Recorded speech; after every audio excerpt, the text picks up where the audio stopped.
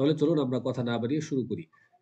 বিসমিল্লাহির রহমানির রহিম। এখানে যে আছে কানা ফি ক্বরিয়াতিন সগীরাতিন, কানা ফি ক্বরিয়াতিন সগীরাতিন, একটি ছোট গ্রামে ছিল ওয়ালাদুন মুস্তাহিদুন, একটি পরিশ্রমী ছেলে।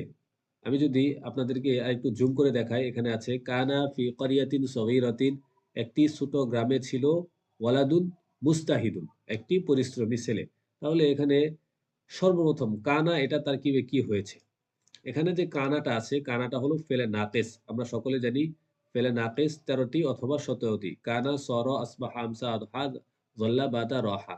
এই ফেলে নাকিস গুলো তার পরবর্তী যে ইসিমটা থাকবে, ইসিমকে পেশ দিবে এবং তার পরবর্তী ইসিমের পরের দ্বিতীয় যে ইসিমটা থাকে সেটাকে খবর হিসাবে জবর দেয়।